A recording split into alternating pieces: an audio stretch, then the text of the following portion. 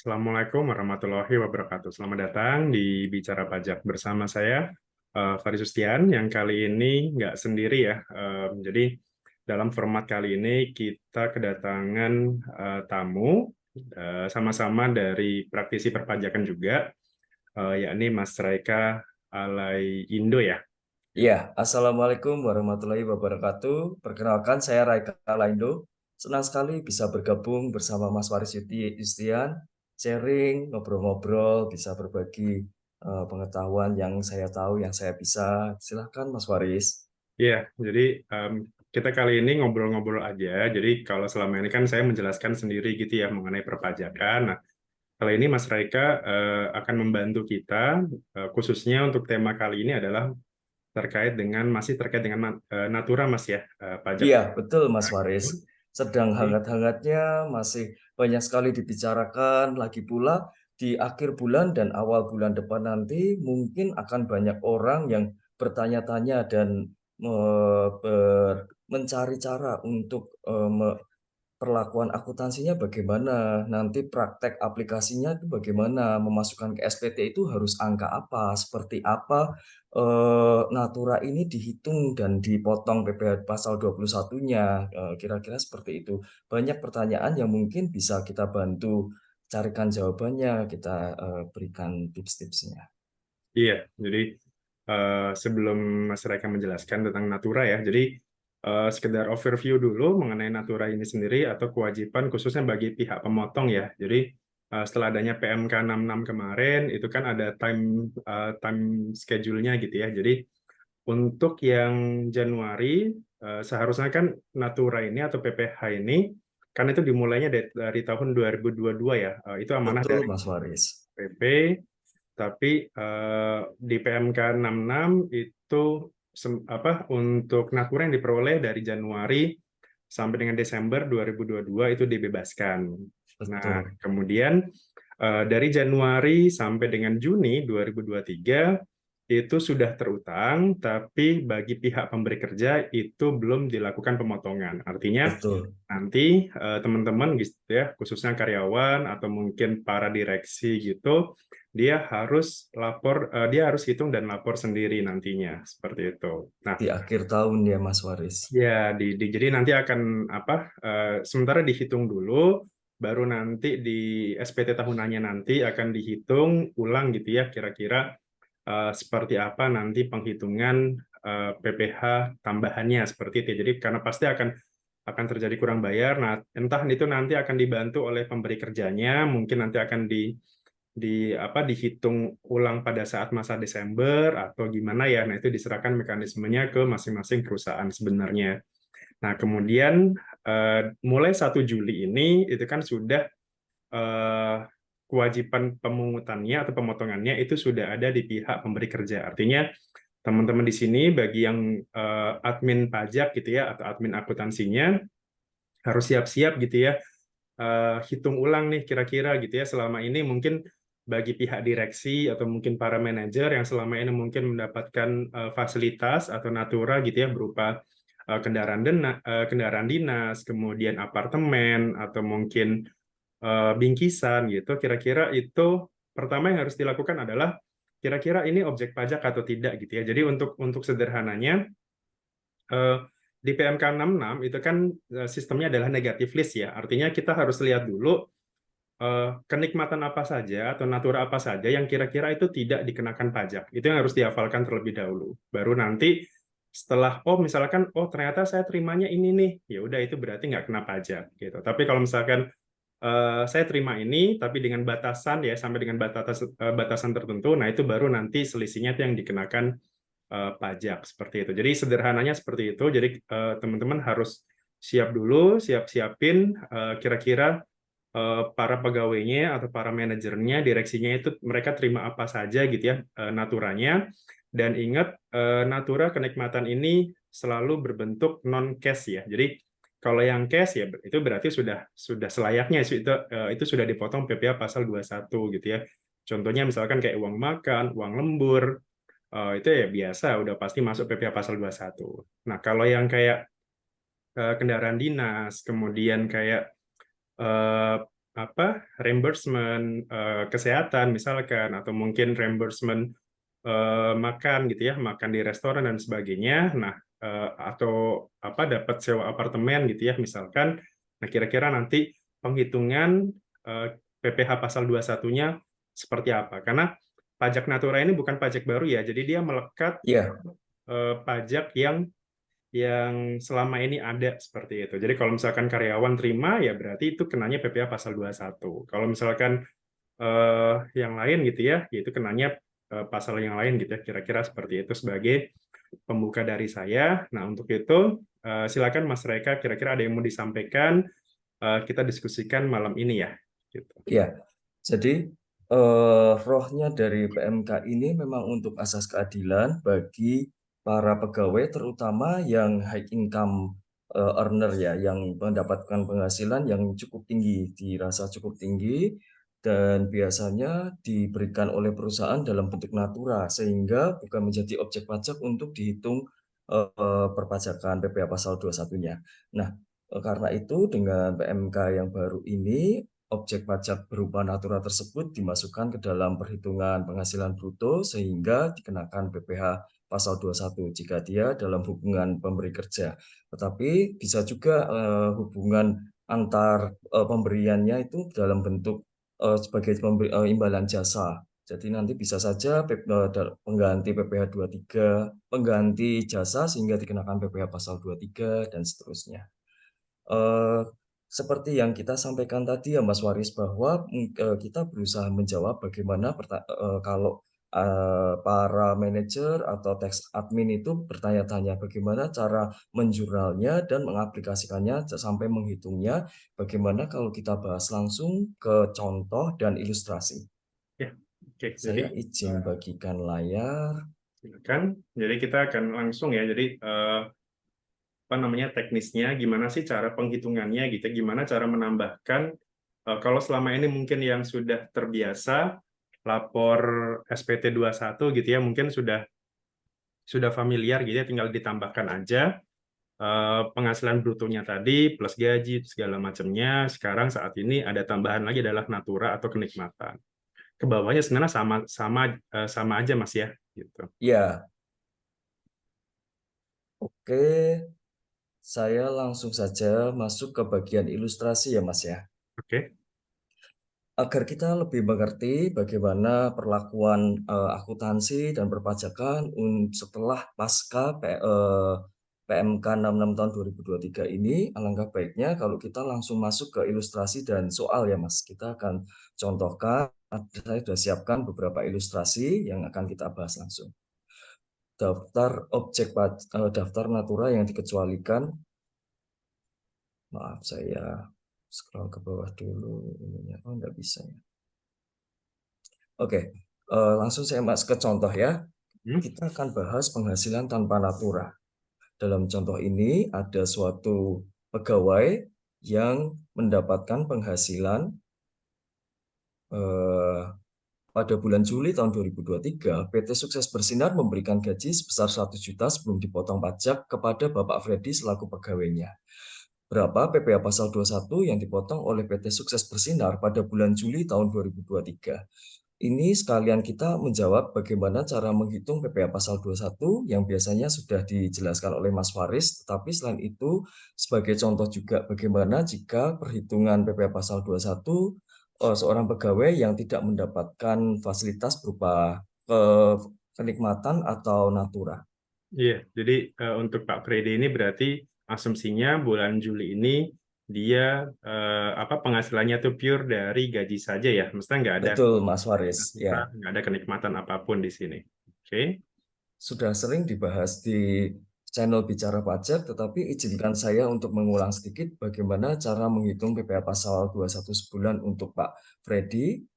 Kita Hmm. akan cari total penghasilan brutonya.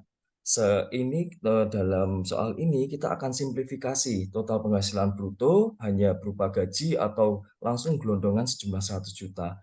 Hmm. Pada prakteknya, real kenyataannya nanti akan banyak komponen berupa uang makan, uang lembur, dan penghasilan teratur lainnya, iuran asuransi, JKK, JKM yang diberi oleh pemberi kerja, kemudian tambahan-tambahan penghasilan tidak teratur, THR, dan lain-lain. Juga komponen-komponen pengurang akan saya simplifikasi hanya biaya jabatan berupa maksimal 500.000, 5% dari penghasilan bruto, maksimal 500.000. Maka total pengurang hanya biaya jabatan 500.000.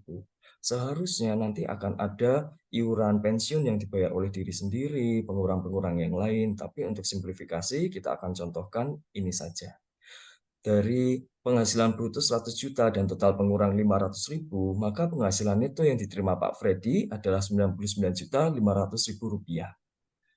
Kita cari penghasilan neto yang disetahunkan, yaitu 99,5 juta dikali 12, sehingga didapat angka 1.194 juta rupiah.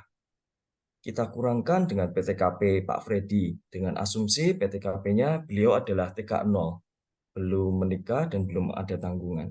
Maka dikurangkan angka 54 juta rupiah dalam 1 tahun, didapat penghasilan kena pajak pada tahun tersebut adalah 1.140 juta rupiah yang penghasilan kena pajak yang disetahunkan. Kita kenakan tarif pasal 17, 5% sampai dengan 60 juta di atas PTKP, didapat angka 3 juta, 15% sampai dari 60 juta sampai 250 juta, yaitu rentang 190 juta, didapat angka 28,5 juta rupiah. Kemudian 25% dikali 250 juta, yaitu antara 250 juta sampai 500 juta, sehingga dapat angka 62,5 juta rupiah. Dan sisanya 640 juta, yaitu 1.140 juta dikurangi 500 juta yang sudah kita kenakan pajak, dikenakan tarif 30%, sehingga dapat angka 192 juta rupiah. Di total semua, sehingga PPh pasal 21 setahun adalah 286 juta. Untuk pemotongan pada bulan tersebut, pada bulan Juli, maka angka 286 juta tadi akan dibagi 12. Sehingga didapat bahwa pada bulan tersebut, Pak Freddy akan dipotong PPh pasal 21 sebesar 23.833.333 rupiah. Maka take home pay yang diterima Pak Freddy dari penghasilan 100 juta tadi adalah 100 juta dikurangi 23,833 juta rupiah, maka penghasilan bersih yang dibawa pulang oleh Pak Freddy adalah 76.166.667 rupiah. Nah, Pak Freddy ketika dipotong pajak PPh pasal 21, itu pajaknya akan menjadi, bagi Pak Freddy akan menjadi kredit pajak PPh pasal 21 yang akan dibantu dipotong dan disetorkan oleh pemberi kerja, yaitu PT Sukses Bersinar ini. Agar kita lebih mengerti bagaimana kalau saya langsung masuk ke jurnalnya Mas Waris. Iya. Nah, kita akan bahas sisi penjurnalan dari PT Sukses Bersinar, yaitu pihak pemberi kerja dan bagi Pak Freddy sendiri, si karyawan. Saya izin contohkan bahwa Pak Freddy, seorang karyawan, seharusnya tidak wajib untuk melakukan pembukuan, kecuali Pak Freddy merupakan orang yang melakukan pekerjaan bebas yang memilih melakukan pembukuan, atau Pak Freddy merupakan pengusaha. Tetapi akan saya bantu contohkan sekalian sebagai konteks, Mas. Kita akan lihat jurnal PT Sukses Bersinar yang memberikan gaji kepada Pak Freddy. Pak PT Sukses Bersinar akan mencatat beban gaji senilai 100 juta rupiah di debit, kemudian kasnya diberikan 76.166.667 rupiah. Sisanya kemana? Sisanya akan di kredit, yaitu akun utang PPh pasal 21 senilai 23.833.333 rupiah.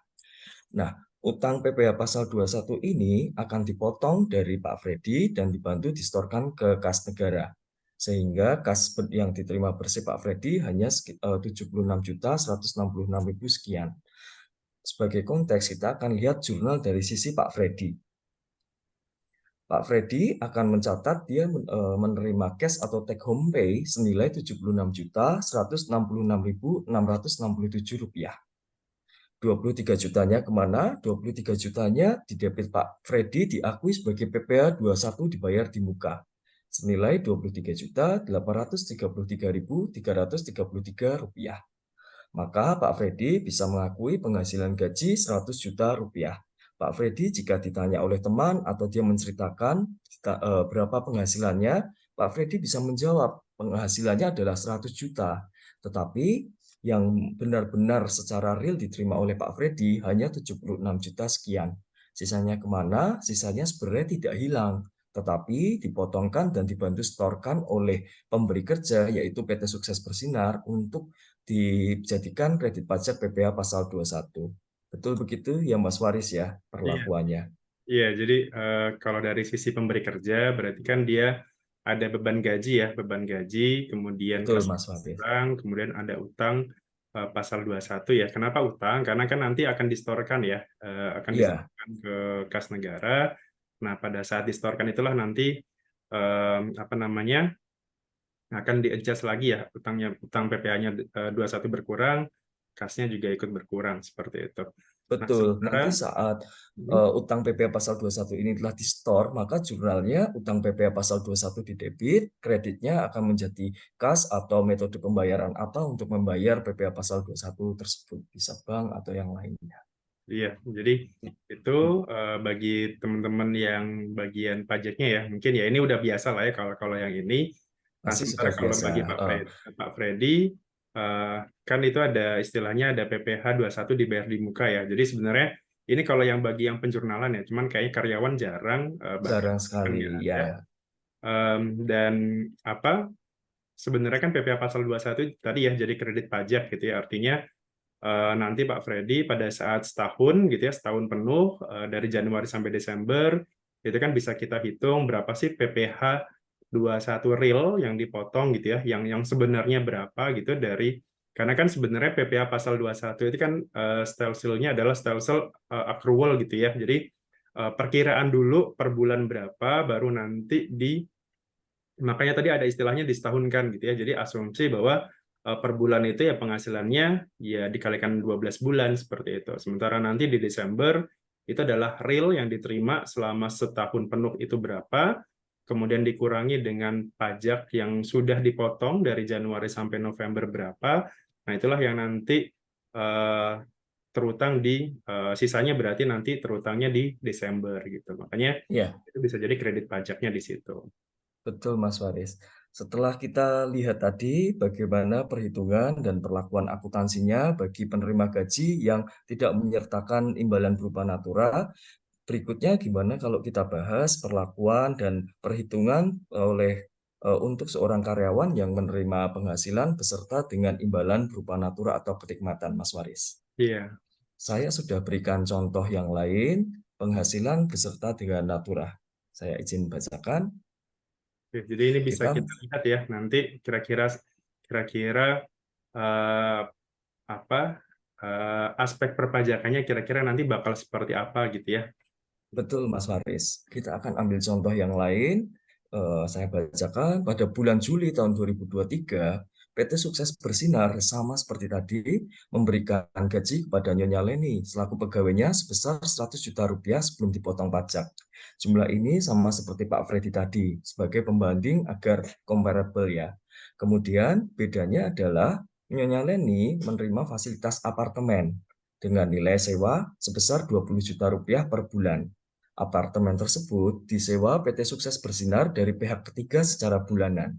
Bedanya adalah Bu Leni menerima fasilitas yang diserahkan kepada Bu Leni dalam bentuk kenikmatan, tetapi apartemen tersebut aslinya dia disewa oleh PT Sukses Bersinar dari pihak ketiga.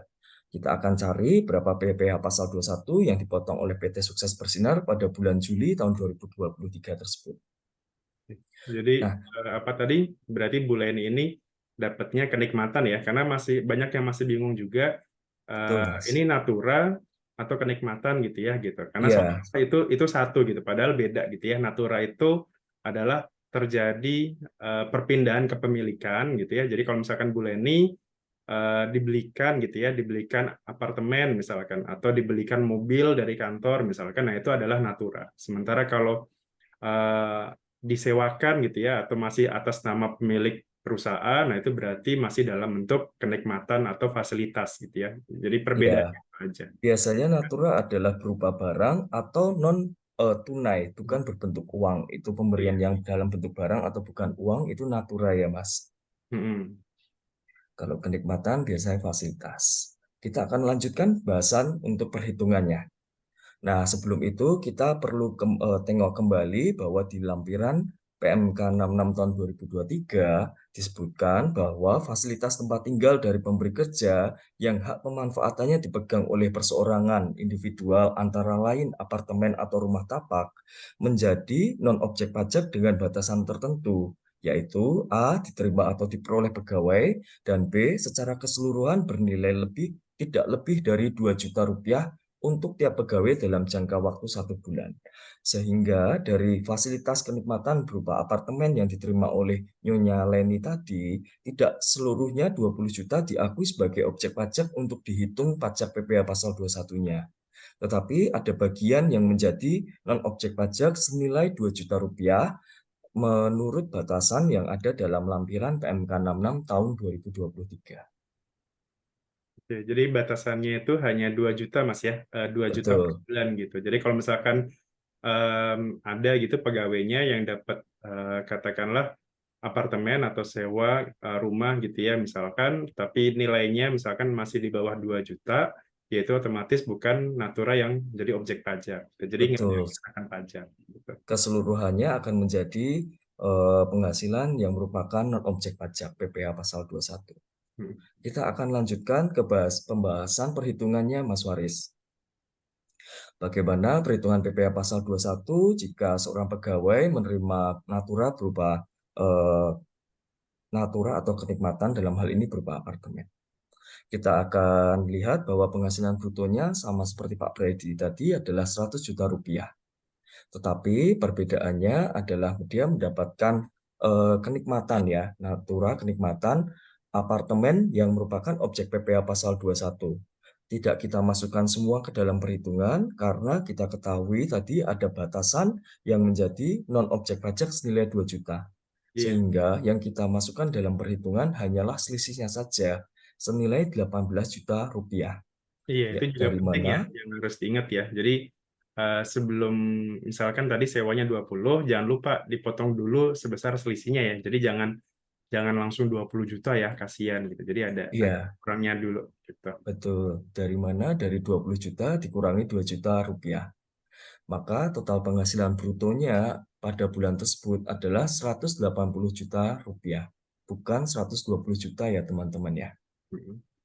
Pengurangnya untuk simplifikasi saya hanya masukkan biaya jabatan saja. Yaitu 5% dikali penghasilan bruto gaji saja 100 juta dengan maksimal 500.000, maka total pengurangnya adalah 500.000 rupiah.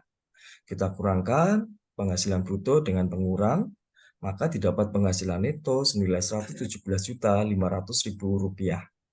Kita cari penghasilan neto yang disetahunkan dengan cara mengalihkan penghasilan neto tadi dikalikan 12. Maka angka penghasilan neto dikali 12 didapat penghasilan neto disetahunkan adalah 1.410 juta rupiah. Dari angka ini kita kurangkan dulu dengan PTKP karena wanita baik menikah atau tidak menikah, dia biasanya tidak menanggung status tanggungan, maka biasanya dia akan diberikan PTKP TK0 yaitu 54 juta rupiah. Setelah dikurangkan penghasilan itu setahunkan dengan PTKP akan didapat penghasilan kena pajak senilai 1.356 juta rupiah. Kita kenakan tarif pasal 17, 5% hingga layer pertama 60 juta, 15% layer kedua 190 juta, 25% untuk layer berikutnya yaitu 250 juta, dan 30% untuk sisanya hingga 856 juta rupiah. Maka didapat bahwa PPh pasal 21 setahunnya 350 juta 800 ribu rupiah. Untuk PPh pasal 21 sebulan, dari angka PPh pasal 21 setahun kita bagi 12, yaitu 350,8 juta rupiah dibagi 12, sehingga PPh pasal 21 sebulan adalah 29 juta 233.333 rupiah. Kita bisa lihat dan amati bahwa angka ini sudah lebih besar dibandingkan dengan PPh pasal 21 yang dipotong kepada Bapak Freddy tadi. Take home pay Nyonya Leni yang diterima adalah 100 juta, yaitu penghasilan gaji yang berupa uang tadi dikurangi 29,23 juta tadi. Maka penghasilan berupa kas atau take home pay yang diterima oleh Nyonya Leni adalah 70.766.667 rupiah. Kira-kira itu Mas Faris perhitungannya. Ada yang mau dikomentari sebelum kita masuk ke perlakuan akuntansi dan penjurnalannya, Mas? Iya, jadi ini sekilas penghitungannya hampir sama ya dengan yang Pak Freddy tadi, hanya ditambahkan dengan adanya kenikmatan tadi berupa apartemen gitu. Nah, di sini yang jelas terlihat adalah terjadi perbedaan take home pay yang diterima ya, Mas Reka Betul, ya. Mas. Jadi Iya, Pak Freddy seolah-olah take home pay-nya lebih besar daripada Ibu Leni gitu ya dari sisi setelah dipotong pajak seperti itu. Tapi sebenarnya total apa ya total penghasilan sebenarnya yang total penghasilan brutonya ya sebenarnya lebih besaran Ibu Leni gitu ya karena ditambahkan dengan natura tadi. Gitu. betul. Jadi Sungguhnya yang unsur diterima Bu keadilan Leni tadi Mas ya. adalah 100 juta dalam bentuk gaji dan 20 juta berupa kenikmatan, yaitu menggunakan apartemen yang seharusnya sudah cukup mewah dengan nilai 20 juta tersebut. Maka untuk keadilan dalam PMK 66 tahun 2023, kenikmatan berupa apartemen tersebut dipajaki juga agar adil. Seandainya jika kenikmatan tersebut tidak diberikan dalam bentuk apartemen, melainkan dalam bentuk uang, bukankah akan dipajaki juga dengan cara yang sama? Oleh karena itu, di perhitungan ini, natura tersebut, kenikmatan tersebut dimasukkan juga dalam perhitungan penghasilan bruto. Iya, gitu. Jadi itulah salah satu kenapa terbit aturan ini ya. Jadi biar ya antara benefit, maksudnya apapun yang diberikan oleh perusahaan gitu ya, mau itu cash gitu, mau itu barang, mau itu kenikmatan, ya sebenarnya sama-sama objek pajak gitu ya, gitu. Jadi kayak kemarin kan sempat ada PPN untuk produk digital gitu ya, mungkin apa ya, mungkin semangatnya itu sama gitu ya. Jadi kalau selama ini PPN itu kan dikenakan atas barang kena pajak gitu ya, yang bentuknya barang seperti itu. Nah, sementara kayak misalkan kalau kita langganan Zoom, langganan Spotify atau apapun, kalau dulu kan tidak ada PPN-nya ya, karena itu kan produk digital gitu, nggak ada apa namanya, nggak ada fisiknya gitu. Nah, kalau Iya, sekarang ya sama-sama kena PPN gitu, karena ya sebenarnya sama-sama dikonsumsi dan sama-sama bentuknya barang walaupun yang satu bentuknya digital gitu. Nah, leveling playing field ya, Mas ya. ya jadi semangat itu yang dibawa ke sini untuk yang pajak natura itu. Oke, silakan Baik, jurnalnya. berikutnya akan kita bahas yang sudah ditunggu-tunggu, yaitu bagaimana perlakuan akuntansinya untuk mencatat natura berupa apartemen atau kenikmatan tersebut. Sebelum kita masuk ke jurnalnya langsung, saya akan berikan satu tips yang baiknya Bapak Ibu bisa lakukan, yaitu Bapak Ibu perlu membuat COA yang baru. Bagi yang sudah terbiasa dengan akuntansi, tahu bahwa COA itu adalah chart of account. Nah, dalam chart of account, beban gaji yang biasanya terdiri dari gaji pokok, tunjangan, uang makan, uang lembur, tunjangan PPh 21, dan lain-lain yang biasanya sudah ada dan Bapak Ibu sudah siapkan, saya sarankan Bapak Ibu membuat dua chart of account yang baru, yaitu beban gaji, strip natura, strip objek PPh pasal 21, dan berikutnya adalah beban gaji, strip natura, strip non-objek PPh pasal 21. Akan saya jelaskan kenapa baiknya Bapak Ibu membuat dua akun yang baru ini. Bapak Ibu ingin dalam Pak UU HPP dalam pasal 6 ayat 1 huruf N disebutkan bahwa natura menjadi biaya yang dapat dibiayakan oleh perusahaan untuk menghitung pajak yang terutangnya.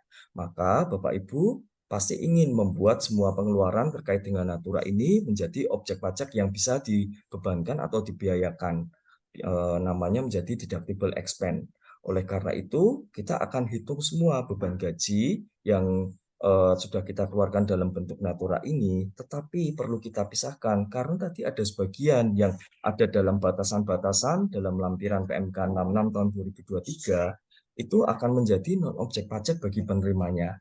Tetapi bagi yang mengeluarkan, yaitu pemberi kerja, dua-duanya, walaupun masih masuk dalam batasan non-objek PPh pasal 21, atau yang di atasnya, yaitu yang menjadi objek PPh pasal 21, keseluruhannya akan dihitung secara total menjadi biaya yang dapat dikurangkan atau deductible expense. Maka kita akan buat dua akun ini. Kita bisa buat satu akun saja, tetapi nanti akan perhitungan kita akan menjadi sulit karena akan masuk ke alasan kedua kenapa harus kita pisahkan. Kita pisahkan agar nanti perhitungan itu adil bagi si karyawan yang dipotong. Jika kita pisahkan, dengan begitu kita yang menjadi dasar perhitungan hanyalah beban gaji, strip natura, strip objek PPh pasal 21. Yang beban gaji, strip natura, strip non-objek PPh pasal 21 akan kita kecualikan dari perhitungan PPh pasal 21 sehingga karyawan tidak akan dipotong terlalu tinggi. Yang ketiga alasannya adalah untuk ekualisasi PPh pasal 21 untuk bagi Bapak dan Ibu sekalian. Bagi Bapak Ibu yang sudah terbiasa untuk membuat CSV dalam pelaporan ISPT PPh pasal 21, pasti Bapak Ibu tahu bahwa dua komponen yang terpenting dalam PPh pasal 21 tersebut, dalam CSV tersebut adalah jumlah bruto dan jumlah PPh-nya. Nah, jika Bapak Ibu tidak memisahkan antara objek yang natura yang menjadi objek PPh 21 dan objek yang non-objek PPh pasal 21, jumlah brutonya bisa dilaporkan terlalu tinggi atau terlalu rendah, dan jumlah PPh-nya bisa dipotong terlalu tinggi atau terlalu rendah. Nah, dengan begini Bapak Ibu bisa menginkludkan jumlah brutonya termasuk yang objek dan non-objek sehingga jumlah brutonya pas seluruhnya bisa Bapak Ibu akui sebagai deductible expense, dan jumlah PPh-nya Bapak Ibu bisa sesuaikan hanya memasukkan dari akun yang merupakan objek PPh pasal 21. Nah, saya akan kasih contoh agar Bapak Ibu lebih mengerti dan bisa dapat gambaran. Jurnalnya akan sebagai berikut untuk Nyonya Leni. PT Sukses Bersinar tetap tadi menyewa apartemen tersebut dari pihak lain, dari pihak ketiga. Maka PT Sukses Bersinar harus mengakui beban sewa senilai yang dibebankan oleh pemilik apartemen tersebut, 20 juta rupiah. Maka beban sewa akan didebit senilai 20 juta rupiah. PT Sukses Bersinar memberikan kas senilai 18 juta, yang 2 jutanya kemana? Yang 2 jutanya tidak diberikan kepada pemilik apartemen, tetapi dipotong oleh PT Sukses Bersinar untuk disetorkan ke kas negara, menjadi PPh pasal 4 ayat 2 tentang sewa yang tarifnya adalah 10%. Kemudian kita akan masuk ke pemberian gaji kepada Nyonya Leni. PT Sukses Bersinar akan mencatat beban gaji senilai 100 juta rupiah. Kemudian PT Sukses Bersinar akan memberikan apartemen tersebut diteruskan, kenikmatan tersebut diteruskan manfaatnya kepada Nyonya Leni. Kita akan catat beban gaji, natura, objek pajak PPh 21 senilai 18 juta, dan beban gaji, natura, non-objek PPh pasal 21 senilai 2 juta rupiah. Dengan begini kita cover semua yang objek dan non-objek walaupun kita pisahkan. Maka total penghasilan yang diterima oleh Nyonya Leni adalah 120 juta, tetapi dengan breakdown sebagaimana dapat kita lihat. Nah, kalau hanya dari sampai sini saja, Bapak Ibu dan teman-teman mungkin akan bertanya-tanya, loh, beban sewa tadi sudah dihitung satu kali, kemudian beban gaji dan berupa natura objek dan non-objek juga dicatat lagi di debit, maka bebannya akan dicatat dua kali dong. Nah, untuk itu akuntansinya kita harus mengembalikan dari jurnal beban sewa tadi. Beban sewa tadi yang 20 juta kita balik di kredit, maka beban sewa tadi akan hilang dari laporan laba rugi Bapak Ibu. Tetapi tetap perlu kita catat di awalnya karena kita perlu memotong utang PPh pasal 4 ayat 2 tentang sewa tadi. Tetap perlu kita catat. Nah, beban sewa tadi berubah menjadi beban gaji berupa natura yang objek dan non-objek tadi karena manfaatnya sudah diserahkan, diteruskan kepada Nyonya Leni. Bukan lagi menjadi beban sewa bagi perusahaan, tetapi merupakan kenikmatan yang diterima oleh Nyonya Leni. Nah, Kemudian kita akan masukkan kas dan PP utang PPh pasal 21 sebagaimana perhitungan yang telah kita hitung tadi.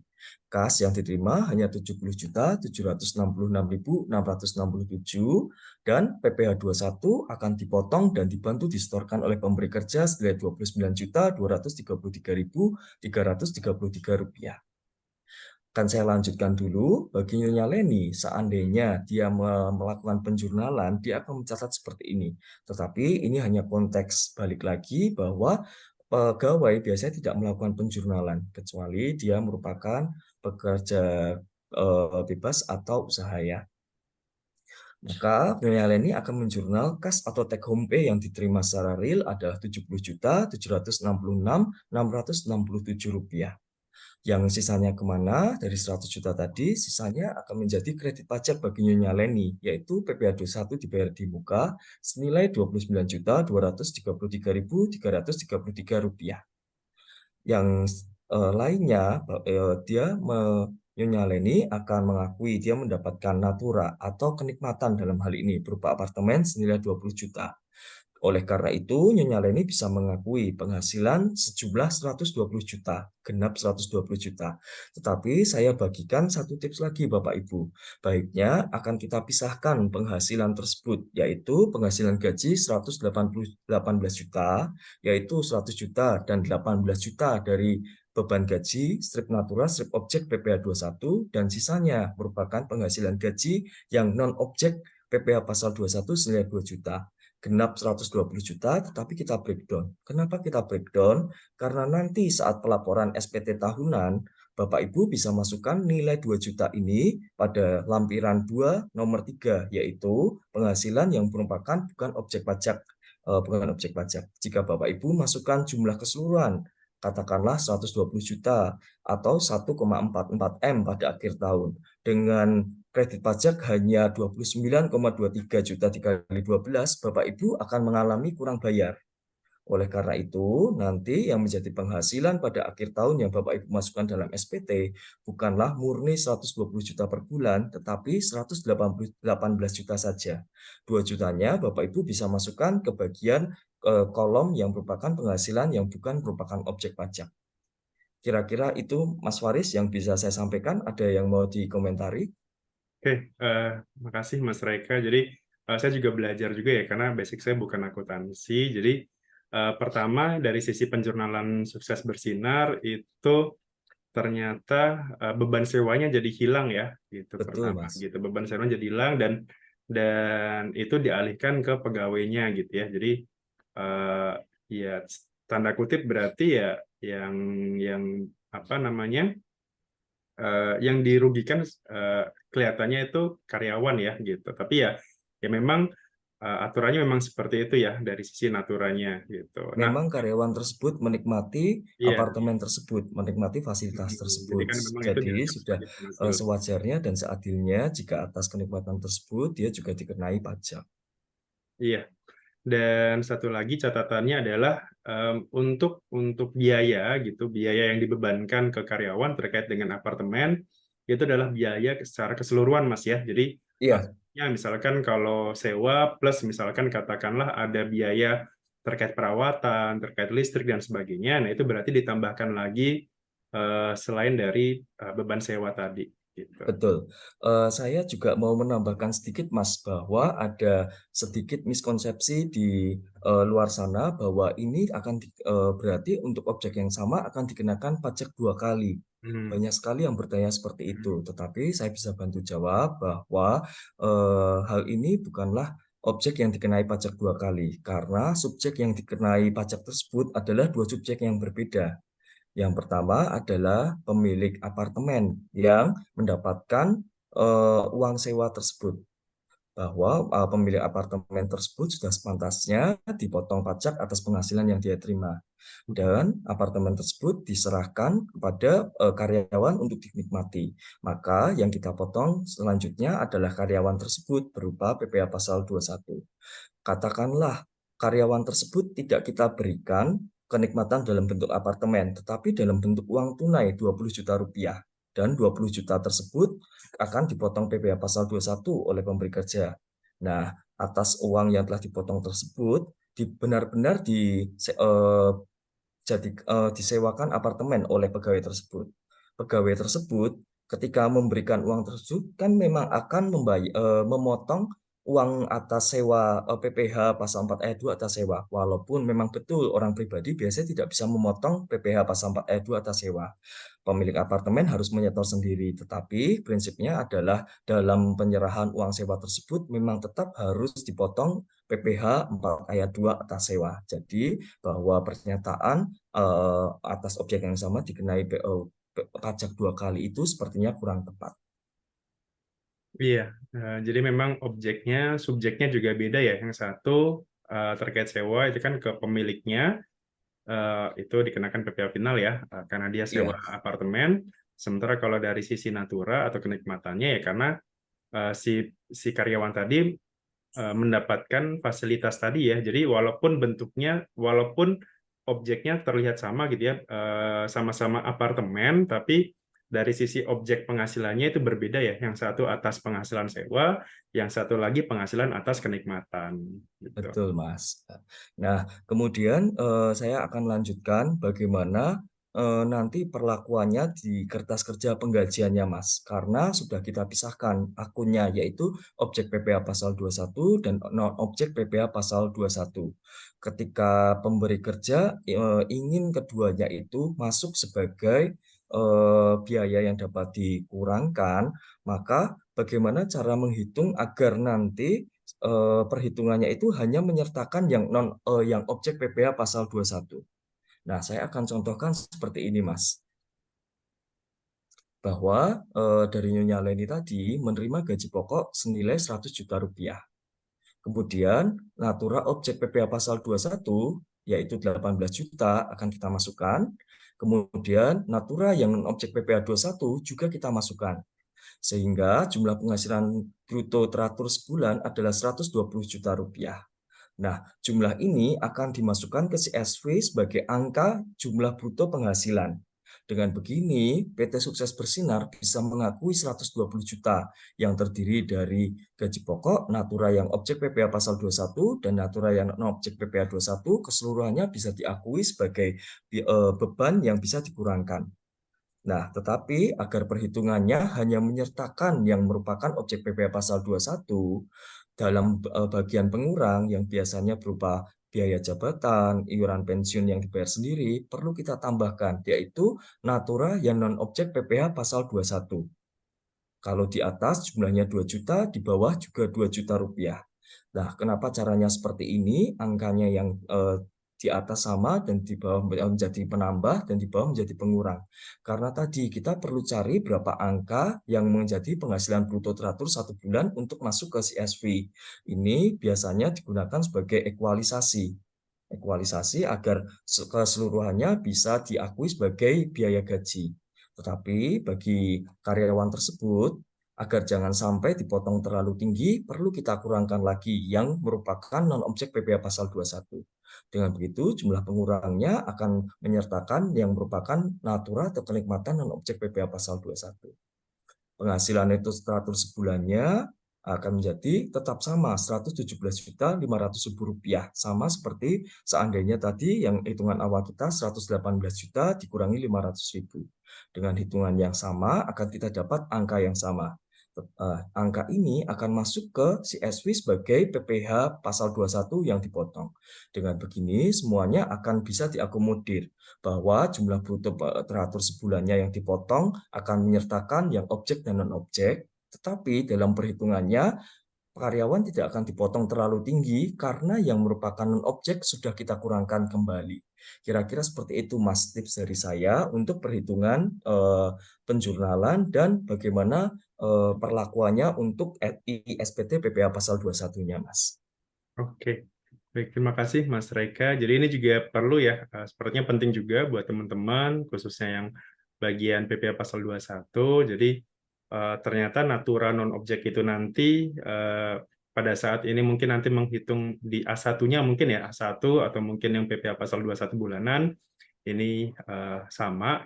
Catatannya ada di Natura untuk yang non-objek itu dimasukkan sebagai pengurang gitu ya, pengurang di PPh pasal 21-nya. Jadi nanti akan match pada saat kita buat CSV ya. CSV-nya tetap penghasilan bruto total, gaji pokok atau yang cash dan non-cash. Kemudian pada saat nanti di PPh bulanannya itu sudah yang total pemotongan khusus untuk yang natura atau kenikmatan yang dikenakan pajak gitu ya. Jadi oke, mungkin itu sih tambahan dari saya, Mas Reka, silakan dilanjutkan. Kira-kira sudah cukup dari saya. Kesimpulannya, kita bisa recall, ingat-ingat lagi tadi bahwa kita punya dua contoh kasus, yaitu Pak Freddy. Pak Freddy menerima penghasilan 100 juta tanpa ada natura, atau bisa kita katakan bagaimana perlakuan sebelum PMK 66 tahun 2023 ini berlaku. Dan contoh kedua adalah Nyonya Leni yang menerima penghasilan dengan jumlah yang sama dengan Pak Freddy, tetapi dengan perbedaan menerima kenikmatan. Kenikmatan berupa apartemen, atau bisa kita anggap bagaimana perlakuan jika objek tersebut diperlakukan setelah adanya PMK 66 tahun 2023 tersebut. Dari sini bisa kita lihat dari penghasilan gaji 100 juta Pak Freddy yang cash atau take home pay yang diterima adalah 76 juta 166.667. Sisanya kemana? Menjadi PPh 21 yang dibayar di muka atau kredit pajak bagi Pak Freddy, atau utang pajak yang bagi PT Sukses Bersinar untuk disetorkan senilai Rp23.833.333. Bagi Nyonya Leni, kas take home pay yang diterima adalah 70.766.667. PPh 21 dibayar di muka adalah Rp29.233.333. Yang lainnya diterima dalam bentuk natura atau apartemen, sehingga Ibu Leni bisa mengakui penghasilan gaji 120 juta yang dapat di breakdown antara lain penghasilan gaji 118 juta dan penghasilan gaji yang non-objek yang perlu kita ingat, kita catat, dan nanti perlu kita masukkan dalam SPT tahunan di bagian yang merupakan non-objek senilai 2 juta, sehingga semuanya akan tetap genap. Kira-kira itu Mas, kesimpulannya dari pembahasan soal kali ini. Ada yang mau disampaikan?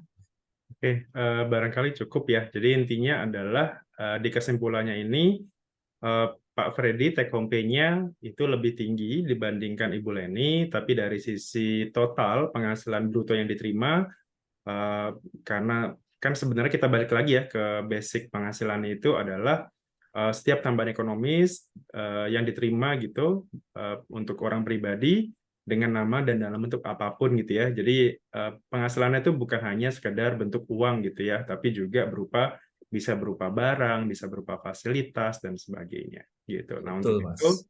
take home pay-nya Ibu Leni memang berkurang gitu, lebih kecil memang yang bentuknya cash gitu ya, tapi dia kan dapat fasilitas berupa apartemen tadi gitu. Betul Mas. Kira-kira itu yang bisa saya bantu sharingkan dan sampaikan dalam kesempatan kali ini. Nanti akan kita bahas untuk contoh-contoh yang lain ya Mas. Seperti bagaimana kendaraan dinas bagi direktur yang menerima gaji lebih dari 1 juta atau pemegang saham. Bagaimana cara perhitungannya, bagaimana perlakuan akuntansi dan penjurnalannya. Banyak juga contoh-contoh lain dengan seperti hubungan bagi pemberi kerja, imbalan bagi pengganti jasa dan yang lainnya ya Mas ya. Oke, eh, mungkin itu Mas Reka yang disampaikan. Mungkin kita akan, jadi ya seperti yang disampaikan oleh Mas Reka tadi, bahwa kita akan tetap collab seperti ini ya nanti ya Mas Reka ya, semoga bisa Iya Mas. terus. Dan jangan lupa ya Mas Reka juga punya channel medsos sendiri ya. Apa itu? Betul Mas. Paham pajak underscore ID di Paham pajak. Instagram dan TikTok. Nanti mungkin akan lanjut ke YouTube juga, tetapi Bapak Ibu teman-teman bisa bantu follow, like, dan subscribe di Instagram dan TikTok dulu sementara ini. Boleh, silakan follow ya di @pahampajak underscore Ide. ID ya, ID. Ya, TikToknya juga sama ya, paham pajak ya. underscore ID juga gitu. Oke, barangkali itu yang kita diskusikan malam ini ya. Semoga nanti apa namanya Bapak Ibu bisa lebih bersiap gitu, khususnya nanti setelah masa pajak Juli ini berakhir ya, tinggal sekitar 1 minggu lagi. Jadi Bapak Ibu sudah punya ancang-ancang gitu ya, kira-kira seperti apa nanti penjurnalan dan pemotongannya. Gitu. Oke, dari saya terima kasih Mas Reka. Terima kasih Selamat Mas Waris. istirahat, selamat beraktivitas kembali ya untuk besok. Saya tutup dari saya. Jangan lupa tadi ya, jangan lupa untuk follow Instagramnya Mas Reka. Dan karena memang apa ya, kita perlu gitu ya, kita butuh para praktisi-praktisi perpajakan sekarang itu untuk banyak sharing-sharing ilmunya tentang perpajakan gitu ya. Jadi biar biar makin makin aware gitu, makin oh ternyata kok seolah-olah pajak natura itu wah ini pajak baru segala macam gitu ya. Nanti penghitungannya seperti apa gitu. Nah, semoga dengan adanya ini bisa lebih tenang, bisa lebih mudah gitu ya dalam menghitung pajak natura ini. Dari saya terima kasih. Selamat istirahat. Assalamualaikum warahmatullahi wabarakatuh. Waalaikumsalam warahmatullahi wabarakatuh. Terima kasih Mas Waris.